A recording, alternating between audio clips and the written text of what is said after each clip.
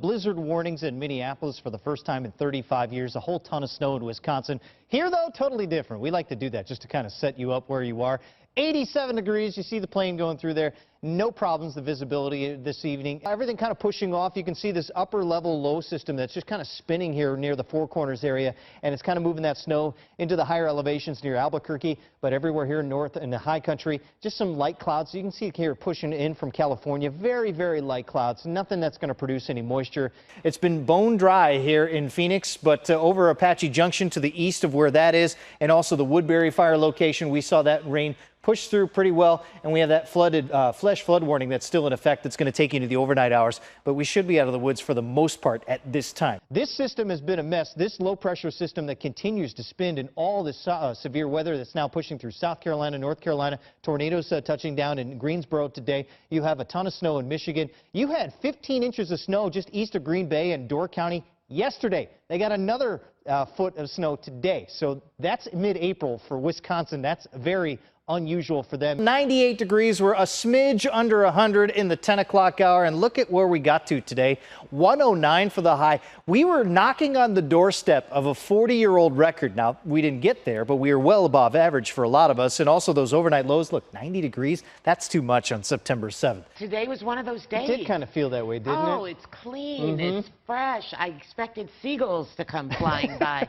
They didn't. We had the clouds come through and kind of push their way through, and up in the high country, that low-level system that kind of pushed through, add some snow, about 2 to 4 inches for some of you guys. One thing you notice when you're up there, if you're living down here, is that, wow, it's actually tolerable when you're outside, at least in the early evening hours. We're talking about the winds because we have fire warnings and high wind warnings coming up in the valley here for the next 24 hours or so. Most of this as the winds will push from the south, the west, and on into the northeast. All right, we're going to rifle through this forecast so we can get a chance maybe to hear from Kyler Murray at the podium. In the meantime, 100 degrees right now here in Phoenix, and here in the valley a little bit cooler today, but still a little bit above average. 103 for your high temperature, but nothing knocking on the door of any sort of record like we saw yesterday. A little breezier today than we've seen in the last few days, but that has kept the moisture away. As you can see, the radar pretty much empty across the board. Here across the country, we've seen a scattering of systems and showers that have moved their way through the upper Midwest and through the Rocky Mountains, but otherwise to the south and to the east, a whole lot of nothing. As our temperatures are pretty comfortable compared to what we've seen, mid to upper 90s for a lot of us. 99 in Glendale, still holding on at 99 in Goodyear as well. Maricopa at 101. And around the state, triple digits, just kind of nudging to those triple digits. In the meantime, 81 in Sedona right now, very comfortable, and those temperatures are going to get even more comfortable the next few days. Mid-90s for the highs tomorrow. We get to the low 90s Tuesday and Wednesday with a chance of the monsoon returning. We'll be right back. Matt Rodewald has been out driving in the wet weather, not too far from Florence. You had to go a little ways to get into the bigger storms, but does it look like it's heading this way? Now, we've kind of given a tour of the Southeast Valley. We went through Gold Canyon down to Florence, Coolidge. Now we've worked our way from Casa Grande back on towards the I-10. You can see the clouds are really the story at this point. Precipitation's kind of faded away from where we were, and you can see we're kind of more on rainbow watch right now. You can see these dark clouds. You can see the blue skies kind of poking through. This is to the west of I-10, though. As you can see, as we kind of tilt our way back towards the northwest, you can see the cloud cover that we're dealing with here south of the Phoenix metro area.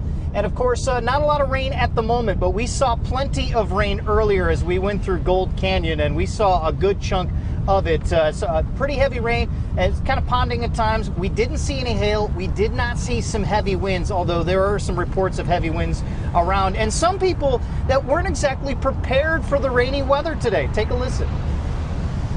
So I'm waiting for my husband to pick me up. Were you planning on riding home? Yes, I was. I got my hair cut, so now I'm waiting for a ride. We can't mess up the haircut. No, well, I have no fenders. Yeah, it's unexpected.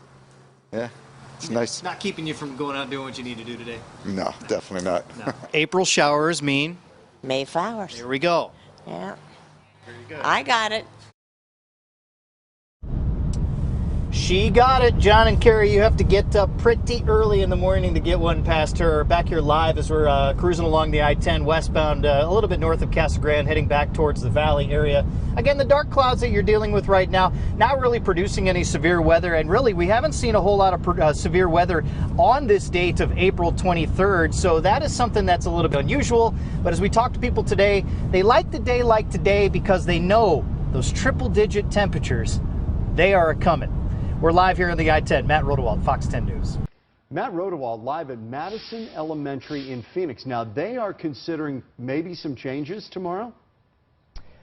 Could is the key word on that one, John and Carrie. You know, when it comes to this sort of thing, weather impacting school, those of us that maybe have relocated to Arizona from, say, the Midwest or the East Coast, kind of think of those days like the snow days that we all had in the wintertime where you get a day off school. That's not going to happen tomorrow, but the possibility of adjusting has some parents kind of giggling at the whole thing here.